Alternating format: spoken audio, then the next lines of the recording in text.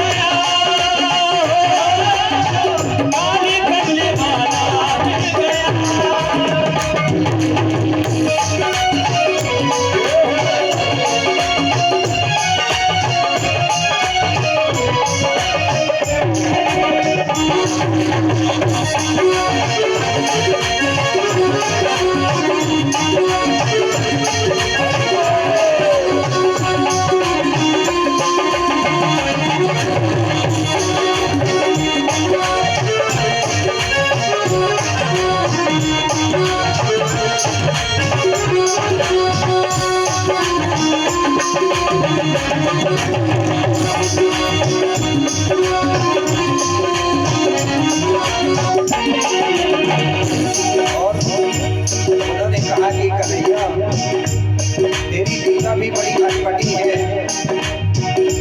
अब तुझे पा ही लिया है तो अब क्यों रुलाता है, क्यों सताता है? अब रह लेने दे खुशी से। उसी ने बुलाया उसी ने रुलाया ऐसा सलोना जाम मेरे मन भाया। उसी ने रुलाया उसी ने रुलाया ऐसा सलोना जाम मेरे मन भाया। उसी ने रुलाया उसी ने बुलाया ऐसा सलोना जाम मेरे मन भाया। उसी ने रुलाया उसी ने सुनाया ऐसा सलोना जाम मेरे मन भाया। रुक्मणी जी ने कृष्ण का क्या देख करके पसंद किया। टेढ़ी बाकी चाल देखी टेढ़ी बाकी चाल देखी टेढ़ा मुकुट भी देखा टेढ़ी बाकी चाल देखी टेढ़ा मुकुट भी देखा टेढ़ी भी चाल देखी टेढ़ा मुकुट भी देखा। अच्छा, कन्हैया का एक नाम और है क्या? वो हमेशा ऐसे तिरछी गर्दन करके बांसुरी बजाता है, ऐसे पैर के ऊपर पैर फंसा करके तो एक नया नाम मिला क्या?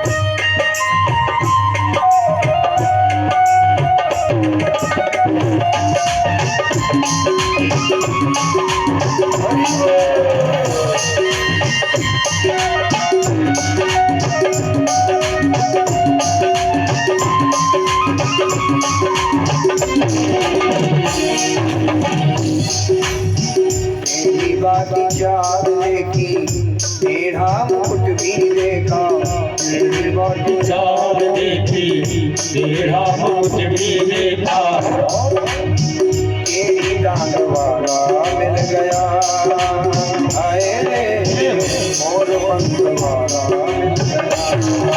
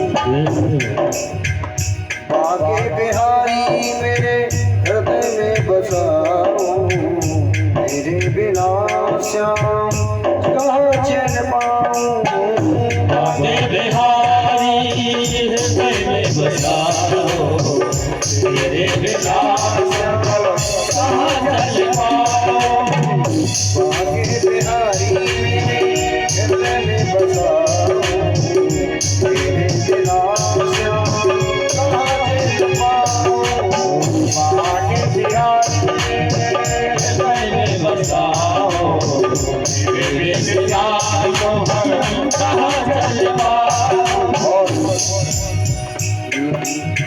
लगन लगी तन मन में लागी लगन तन मन में लगन लागी तन मन में ढूंढ रही मैं जीवन में लगने लगे तन मन में ढूंढ रही मैं जीवन में लगन लगी तन मन में ढूंढ रही मैं जीवन में और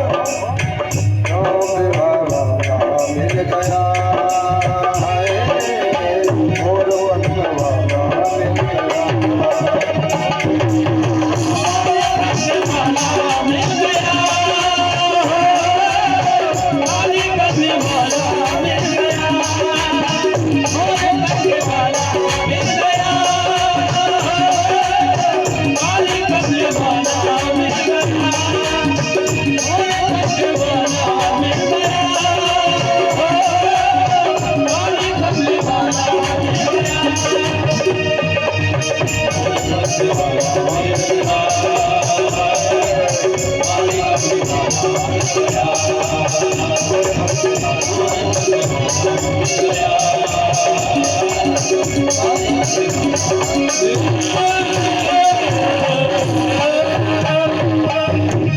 कृष्ण कन्हैया लाल की जय हो बड़ी महानयनी जय हो। इस प्रकार से भगवान श्री कृष्णचंद्र ने रुक्मणी जी के साथ हंसी खुशी से अपने द्वारका में उन सभी परिवार के साथ आनंदित रहते हैं। उनके अब कृष्ण जी के पुत्र हैं अनिरुद्ध प्रद्युम्न जी, उनके नाती अनिरुद्ध का विवाह बाणासुर की बेटी उषा के साथ हुआ और उस पर भगवान श्री कृष्णचंद्र ने भी जाकर के स्वयं बाणासुर शंकर जी का परम उपासक था। उषा बाणासुर की पुत्री थी, वह अनिरुद्ध से प्रेम करती थी। नाम सुना देखा नहीं, नाम से प्रेम करती थी और मन ही मन इच्छा किया कि मैं अनिरुद्ध से विवाह करूंगी। एक रात में स्वप्न देखा तो उसने अपनी सखी से कहा कि मैं उससे विवाह करना चाहती हूँ। तब उसकी सहेली ने, थोड़ा बहुत जादू टोना जानती थी, तो अपनी जादू के दम पर सोते हुए अनिरुद्ध को पलंग सहित उषा के कक्ष पर रख दिया। काफी दिनों तक उषा ने अनिरुद्ध को अपने कक्ष पर छुपा करके रखा। अब चोरी कितने दिन चलेगी? घर में कोई व्यक्ति रहेगा तो कहीं ना कहीं तो दिखेगा, ना दिखेगा तो खाते दिखेगा, ना दिखेगा तो नहाते दिखेगा, सोते दिखेगा, कुछ ना कुछ करते पकड़ा तो जाएगा एक ना एक। आखिरकार किसी ने अनिरुद्ध को उषा से बात करते हुए सुन लिया और जाकर के बाणासुर से उसकी शिकायत कर दी। बाणासुर ने अनिरुद्ध को, माता जी, बाणासुर से शिकायत कर दिया। बाणासुर ने अनिरुद्ध को पकड़ करके बंदी गृह में डाल दिया। नारद जी ने यह सूचना जाकर भगवान श्री कृष्ण को सुना दी कि महाराज यहाँ तो भैया खोजें जारी थी कि हमारा नाती कहाँ गया। तो नारद जी ने जाकर के बता दिया कि महाराज आपको नाती ढूंढने की आवश्यकता नहीं है, आपका नाती बाणासुर के जेल में बंद है। क्यों भैया? जब भगवान ने ध्यान लगाकर देखा तो वो सारी किस्सा समझ गए कि उसके साथ तो छल हुआ है। सोते में किसी उसकी सहेली ने जादू के द्वारा उसे बुलवा लिया था। तब भगवान श्री कृष्णचंद्र अपनी सेना लेकर के बाणासुर के पास गए और उस बाणासुर की रक्षा करने के लिए भगवान शंभु भी वहां आ गए। उसने पुकारा कि हे महाराज मेरी रक्षा करो। तब भगवान शंकर भी उस युद्ध में आए और भगवान श्री कृष्णचंद्र ने शंकर जी से युद्ध किया। अंत में दोनों में युद्ध विराम हुआ और भगवान श्री कृष्णचंद्र ने के प्रपौत्र यानी नाती अनिरुद्ध का विवाह बाणासुर की बेटी उषा से संपन्न हुआ। एक जो जामवंती जी की पुत्री थी जामवंती, जिनका भी विवाह कृष्ण जी के साथ हुआ था, उनसे एक पुत्र पैदा हुआ था, नाम था सांब। सांब नाम था, देखने में बड़ा सुंदर था। अब बताओ जो कृष्ण भगवान श्री कृष्ण का पुत्र होगा वो कितना सुंदर होगा। तो वह सांब देखने में बड़ा सुंदर था।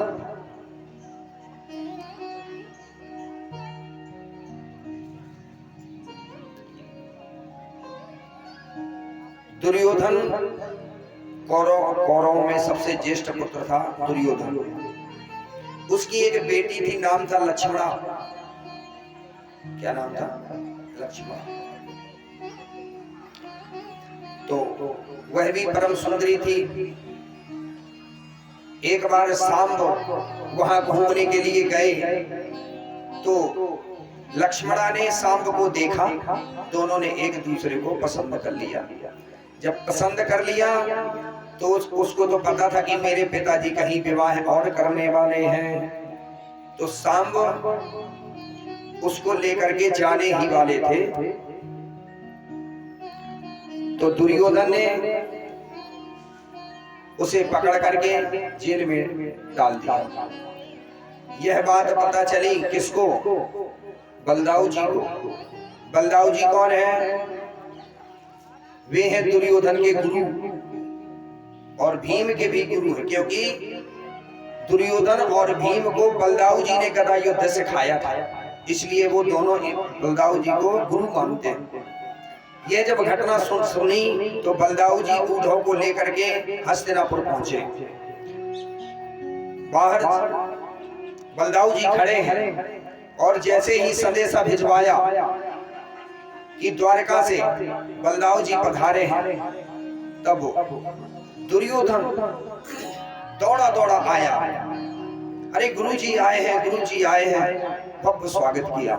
दरवाजे में आए, चरणों में गिर गया, खूब प्रणाम किया, पैर धुले, आसन में बैठाया, आरती करी और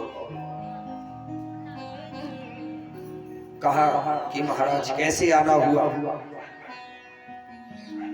तो उन्होंने कहा कि देखो तुम मेरे शिष्य जरूर हो, लेकिन इसका मतलब ये नहीं है कि तुम मेरे शिष्य हो तो तुम मेरे पुत्र को बंदी गृह में डाल दोगे। मैंने सुना है तुमने मेरे पुत्र सांब को